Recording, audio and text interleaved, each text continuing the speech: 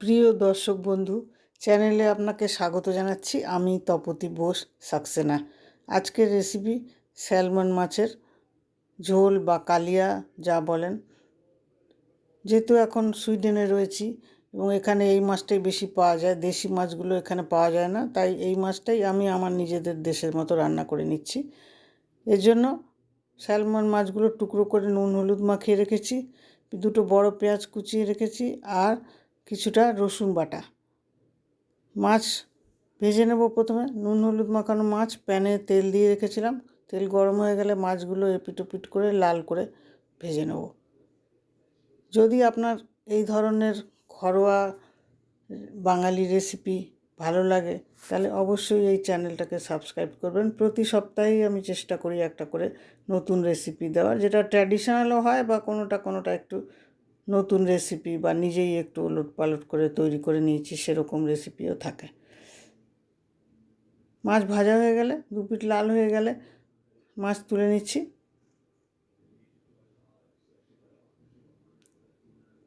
এই মাছেরও তেল বেরোয়। আমাদের দেশে যেমন ইলিশ মাছ ভাজলে পরে একটা তেল বেরিয়ে আসে, সেরকম স্যামন মাছেরও বেশ তেল বেরোয়। যদি মাছটা ভালো হয় তাহলে খুবই ভালো তেল বেরোয়।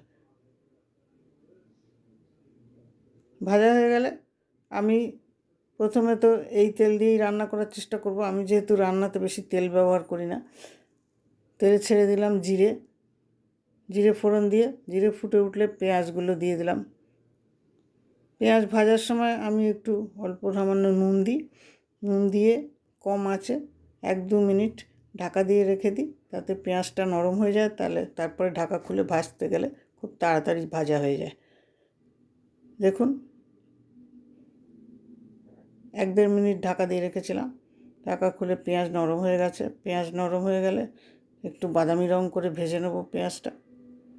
তারপরে এর মধ্যে দিয়ে দেবো গুঁড়ো মশলাগুলো। প্রথমে দিলাম 1 চামচ লাল লঙ্কা, আর তারপরে দেবো 8 চামচ দিলাম কাশ্মীরি লঙ্কা। আপনি যেরকম ঝাল খান সেরকম ঝাল দেবেন। 8 চামচ দিলাম হলুদ গুঁড়ো, আর 1 চামচ দেবো জিরে গুঁড়ো। মশলাগুলো দিয়ে একটু মিশিয়ে নেব।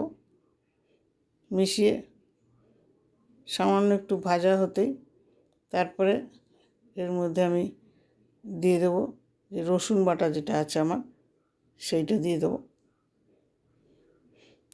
রসুন বাটা দিয়ে ওই যেই বাসনে ছিল সেটা ধুয়ে একটু জলও দিয়ে দেবো, দিয়ে নাড়াচাড়া করে ভাজতে থাকবো।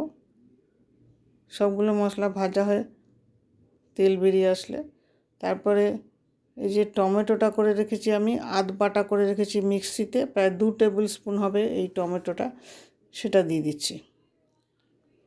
পুরো পেস্ট করিনি, একটু একটু গোটা দানা দানা রেখেছি যাতে ঝোলের কনসিস্টেন্সিটা ওরকম হলে ভালো লাগে। একদম বাটার থেকে দিয়ে টমেটো দিয়ে আবার কিছুক্ষণ ভাজা ভাজা করতে হবে। সব মশলা ভাজা হয়ে ভাজা ভাজা মশলার গন্ধ বেরোলে তারপরে ঢেলে দেবো গরম জল। গরম জলটা আমি রাখি যাতে তাড়াতাড়ি ঝোলটা ফুটে ওঠে, সেই জন্য। আপনার কাছে গরম জল না থাকলে ঠান্ডা জলই ঢেলে দেবেন। ভিডিওটি শেষ পর্যন্ত থাকার জন্য অনুরোধ করছি। আর যদি আপনার ভালো লাগে তাহলে অবশ্যই লাইক, শেয়ার আর কমেন্ট করবেন, আর সাবস্ক্রাইব করতেও ভুলবেন না। তারপরে দিয়ে দেবো নুন আন্দাজ মতো। আপনি আপনার আন্দাজ মতো নুন দেবেন। তারপরে এক এক করে মাছগুলো ছেড়ে দেবো ঝোলে। মাছ ছেড়ে দেওয়ার পর আবার একটু যে তেল ছিল মাছের, সে তেলটাও মিশিয়ে দিলাম। তেলটা দিয়ে দিলে ঝোলের টেস্টটা ভালো হয়।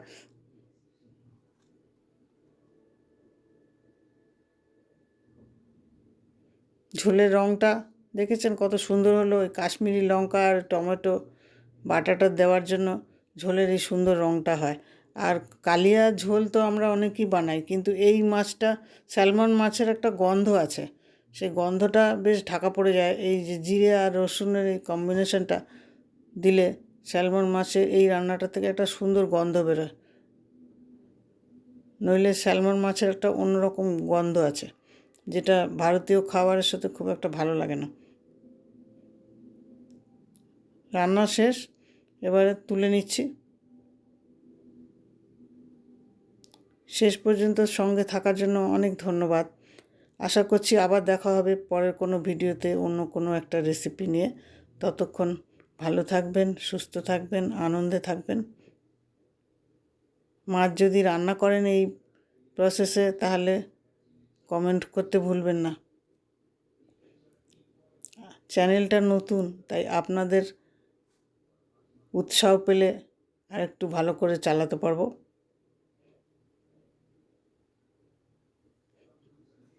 মাছ হয়ে গেছে, এবারে একটু ভাতের সাথে মাছটাকে সার্ভ করব।